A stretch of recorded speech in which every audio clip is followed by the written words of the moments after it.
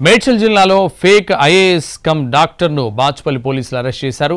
Matrimony సైట్లో తాను IAS అని ఇంతకాలం నమ్మించాడు సందీప్. 6 ఏళ్ల తర్వాత అసలు భాగోతం బయటపడింది. వివిధ కారణాలు చెప్పి భార్య దగ్గర నుంచి 2 కోట్లు వసూలు చేశాడు. 2018లో నకిలీ ఐఏఎస్తో బాధితురాలికి వివాహం జరిగింది. వీరికి 2 పిల్లలున్నారు. 2016 బ్యాచ్ కర్ణాటక క్యాడర్కు చెందిన ఐఏఎస్గా చలామణి అయ్యాడు.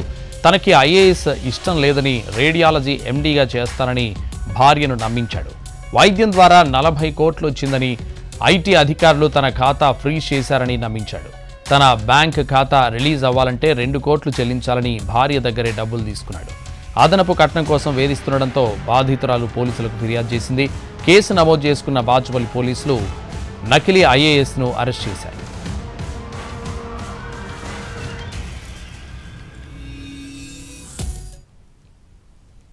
సందీప్ పై పలు సెక్షన్ల కింద కేసు నమోదు చేశామని చెబుతున్న కూకట్పల్లి ఏసీపీతో మా ప్రతినిధి రవి ఫేస్ టు ఫేస్.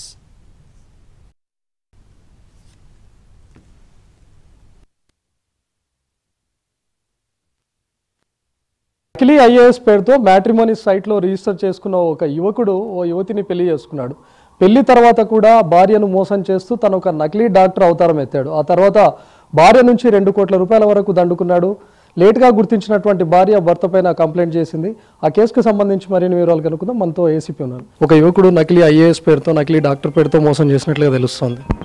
ఈ నల్లమొద్దు సందీప్ కుమార్ అని చెప్పి 6 ఇయర్స్ క్రితం మ్యారేజ్ చేసుకున్నాడు.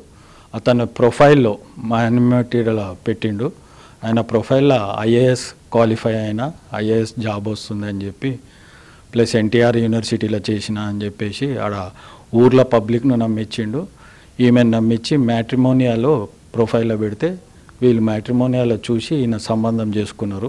సడన్గా ఒకరోజు 40 కోట్లు ఉన్నాయి నా లాకర్లో, ఇన్కమ్ ట్యాక్స్ కట్టలేదు, సీజ్ అయినాయి, మనం 2 కోట్లు కడితే అవి రిలీజ్ అవుతాయి అని చెప్పి భార్యతోనే చెప్పి భార్యను ఎక్కడైనా డబ్బులు తెచ్చేయమన్నాడు. భార్య అక్కడిక్కడ అప్పు చేసి 2 కోట్లు కట్టిన తర్వాత ఒకరోజు ఆమెకు అనుమానం వచ్చి చూస్తే ఫేక్ అని తెలిసింది. ఇమీడియట్గా బాచ్పల్లి పోలీస్ స్టేషన్లో కంప్లైంట్ ఇయ్యగా అతన్ని రాత్రి పట్టుకొని వచ్చి రిమాండ్ చేయడం జరిగింది. పెళ్లి జరిగిన కొత్తలో కూడా ఎలాంటి అనుమానం రాలేదు సార్.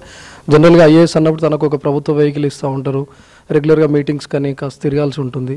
అంటే ఎలా నమ్మించుతూ వచ్చాడు సార్ భార్యను?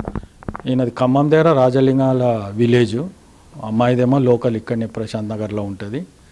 ఈ మ్యారేజ్ చేసుకోవడానికి కారణము ప్రొఫైల్ పెట్టిన తర్వాత ఊర్లో కూడా నమ్మించి సత్కారం అయినట్టు చేసుకున్నాడు. ఊర్లో అందరూ ఐఏఎస్ అయ్యిండు అని చెప్పి ఊర్లో నమ్మించి సత్కారం చేసిండు. అది చూసి వీళ్ళు మోసపోయారు. సీక్రెట్ మిషన్లో ఉన్న ఐఏఎస్గా కాబట్టి నాకు బండి అవి ఇయ్యరు. తర్వాత మళ్ళీ డాక్టర్ వచ్చింది, డాక్టర్ చేస్తున్నా అంటే ఆమెకు అనుమానం వచ్చింది కానీ రివీల్ కాలేదు.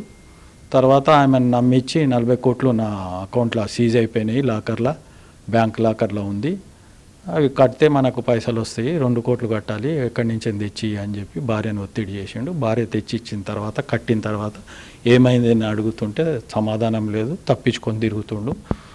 దాని మీద అనుమానం వచ్చి అమ్మాయి వచ్చి కంప్లైంట్ ఇచ్చింది. మనం 420, 406, 498A, 468, 471 రెడ్ విత్ 34 IPC కింద కేసు. ఇది జరిగి 6 ఇయర్స్ అవుతుందమ్మా. మ్యారేజ్ జరిగి 6 ఇయర్స్లో ఎలాంటి అనుమానం రాకుండా మేనేజ్ చేసిండు. సో సందీప్ అనే ఖమ్మం జిల్లాకు చెందినటువంటి వ్యక్తి 2016లోనే తన వివాహం చేసుకున్నాడు. పెళ్లికి ముందు మ్యాట్రిమోనీ సైట్లో కూడా తను ఐఏఎస్ అంటూ మ్యాట్రిమోనీ సైట్లో రిజిస్టర్ చేసుకున్నాడు. అంతేకాకుండా తన గ్రామంలో కూడా తనకు ఐఏఎస్ వచ్చింది అని చెప్పి, ఐఏఎస్ క్వాలిఫై అయ్యాను అని చెప్పి కూడా తను సన్మానం చేయించుకున్నట్లుగా తెలుస్తుంది. కెమెరామెన్ వెంకటయాదవ్తో రవికుమార్, ఎన్టీవీ, కూకట్పల్లి నుంచి.